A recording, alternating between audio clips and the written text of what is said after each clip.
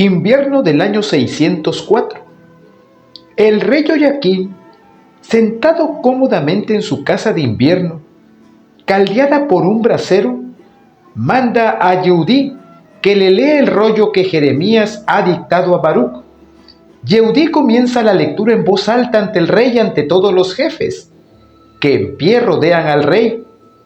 Leídas 3 o 4 páginas, el rey las rasga con el cortaplumas y las echa al fuego del brasero. El Natán, Delaías y Güemarías suplican al rey que no queme el rollo, pero no les hace el más mínimo caso. Sigue con absoluta indiferencia, rasgando las páginas y echándolas al fuego hasta terminar con todo el rollo en el brasero. Joaquín cree que es posible reducir a cenizas la palabra de Dios consignada a su profeta, pero la palabra de Dios arde y no se quema, más bien se aviva con el fuego. Jeremías toma otro rollo, lo da a Baruc y éste escribe el dictado de Jeremías, todas las palabras que ha quemado Joaquín, e incluso añade otras muchas del mismo tenor. Son Dios, Jeremías y Baruc quienes deciden escribir de nuevo las palabras del rollo, pues el libro de Jeremías es un rollo escrito a 3 voces, unidas entre sí en perfecta armonía. Dios pone su palabra en la boca de Jeremías. Jeremías en su misma persona es palabra de Dios. Y Baruc, el fiel secretario, nos narra el eco de la palabra de Dios con el corazón de Jeremías. La palabra de Dios cae sobre Jeremías con todo su peso. El profeta desea a veces deshacerse de ella, acallarla, pero la palabra es un fuego que le arde en las entrañas. Y cuando calla la palabra de Dios, el corazón se le hiela. Es más elocuente el silencio de Dios que su voz potente. Con la palabra y con el silencio de Dios, Jeremías habla, grita, se estremece y asombra a sus oyentes. Y Baruc anota con docilidad las sensaciones, sentimientos, dudas y protestas del profeta. Es su secretario introducido en lo más secreto de la misión y vida de Jeremías. Baruc no abandona nunca a Jeremías, vive a su sombra, le sigue a todas partes recogiendo el eco de cada una de sus palabras. Día a día con asombro, maravillado unas veces y perplejo otras, anota lo que el profeta dice o hace, así hasta narrar la última jornada en que Jeremías experimenta su muerte interior, su muerte como profeta. La palabra de Dios es una irrupción irresistible. Cuando Dios pone su palabra en la boca del profeta, éste no puede no hablar, aunque esa palabra sea fuego que devora al pueblo como leños secos. Pero esa palabra es primero fuego para el mismo profeta.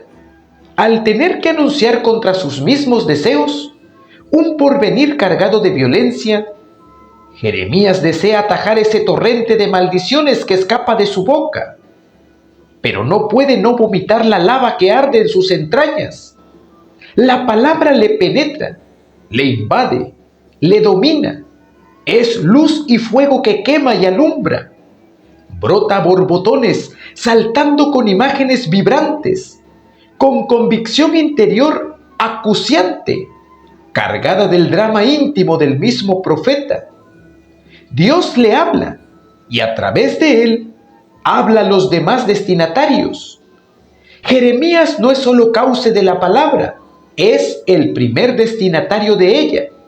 La palabra se hace carne en su ser y de su interior brota viva y cálida. Al resonar en su corazón, lo zarandea y lo hace fuente del mensaje. Entre Dios y el pueblo, el profeta se siente casi desconyuntado. Él es palabra de Dios. El único punto de apoyo en la vida de Jeremías, su fuerza y su debilidad, es la palabra que Dios le comunica personalmente, cuando quiere y como quiere, sin que el profeta pueda negarse a proclamarla. Es una palabra que se asemeja a veces al rugido del león, dirá el profeta Amós, pero en ocasiones es también gozo y alegría íntima. Palabra normalmente imprevista e inmediata, pero que también en momentos cruciales se retrasa. Palabra dura y exigente en muchos casos, pero que se convierte en un fuego ardiente e incontenible encerrado en los huesos. La palabra de Dios llega a Jeremías a través de la vida, de los hechos cotidianos, en las personas que le rodean y en los acontecimientos pequeños o grandes que ocurren ante sus ojos. Le hablan las manos del alfarero que rompen una vasija inútil. Habla la rama de almendro, que vigila atenta el despuntar de la primavera para florecer.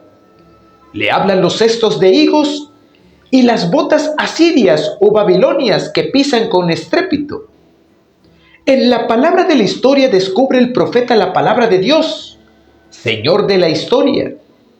Jeremías, en la palabra escrita de su secretario, sigue hablándonos hoy. Nadie logrará reducir su voz a cenizas. Su palabra es palabra de Dios. Cuando Moisés rompió las tablas de la ley, Dios le encomendó escribirlas de nuevo. Cuando Joyaquín quemó el rollo de Jeremías, Dios le hizo escribirlo otra vez. La palabra de Dios es eterna. Cuando sale de su boca, no vuelve a él vacía. Queda viva, cortante como espada de doble filo hasta cumplir su tarea. Se agosta la hierba, se marchita la flor, pero la palabra de Dios permanece por siempre. ¿No es mi palabra fuego o martillo que tritura la piedra? La palabra de Jeremías sigue hoy viva. Es tan actual como en su primer momento, desde el 626 al 585 a.C. Fue una época de grandes cambios en el cuadro político de Oriente. Durante la vida de Jeremías caen las potencias de Egipto y Asiria, mientras emerge una nueva, Babilonia.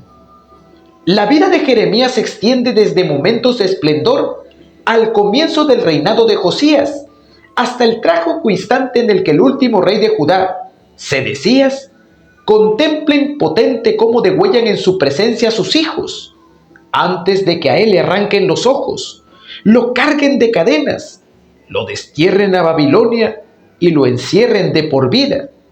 Hoy en nuestros días cayó el muro de Berlín y se desmembra la potencia rusa. Y no solo eso, hoy asistimos a la caída de todas las potencias particulares, mientras surge la aldea global que unifica a todos bajo la potencia de la informática.